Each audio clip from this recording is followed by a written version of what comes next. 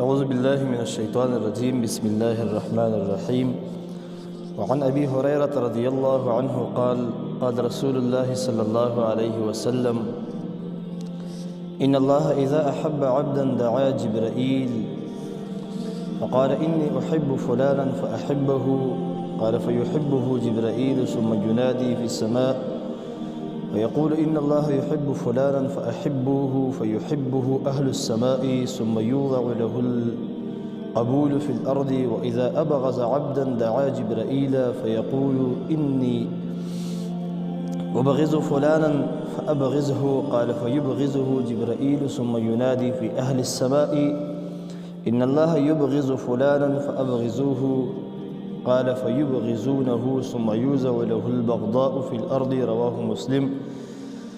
حضرت ابو ہریرہ رضی اللہ تعالی عنہ سے روایت ہے کہ جناب رسول اللہ صلی اللہ علیہ وسلم نے فرمایا، جب اللہ تعالیٰ کسی بندے کو پسند کرتے ہیں تو جبرائیل علیہ السلام کو بلا کر فرماتے ہیں، مجھے اپنے فلاں بندے سے محبت ہے، پس تو بھی اس سے محبت کر۔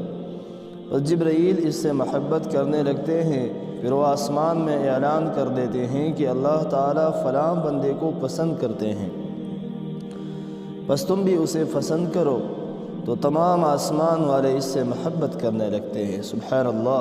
پھر زمین میں اس کی مقبولیت عام کر دی جاتی ہے۔ اور جب اللہ تعالیٰ کسی بندے کو ناپسند کرتے ہیں تو جبرائیل کو بلا کر فرماتے ہیں کہ مجھے فلاں بندے سے بغض ہے، تو بھی اسے ناپسند کر۔ اللہ اکبر۔ پھر وہ تمام آسمان والوں کو آواز دیتا ہے کہ اللہ تعالیٰ کو فلاں بندہ ناپسند ہے، بس تم بھی اس سے نفرت کرو، بس وہ اسے ناپسند کرتے ہیں، پھر زمین میں اس کے لیے بغض و نفرت رکھ دی جاتی ہے۔ اللہ تعالیٰ کا بندے کو دوست رکھنا یہ مفہوم رکھتا ہے کہ اللہ تعالیٰ اس کے لیے ہدایت و رحمت و انعام و خیر کا ارادہ فرماتے ہیں۔ جنہیں انعامات اور رحمتیں اور ہدایت اور جتنی خیر ہے اسی کا ارادہ فرماتے ہیں۔ اور بغض کا مطلب یہ ہے کہ وہ عذاب دینے، گمراہ کرنے اور بدبخت بنانے کا فیصلہ کرتا ہے۔ محبت جبریل و ملائکہ کا مطلب یہ ہے کہ فرشتے اس کے لیے استغفار کرتے اور اس کی تعریف کرتے ہیں، اور دعاگو ہیں۔ محبت کا معنی معروف مراد ہو تو اس کے دل کا میلان ہونا چاہیے اور اس کی ملاقات کا اشتیاق ہے، اور یہ بھی درست ہے، بلکہ یہ زیادہ ظاہر ہے، کیونکہ جب حقیقی معنی درست ہو سکتا ہو تو مجازی معنی نہیں لیا جاتا۔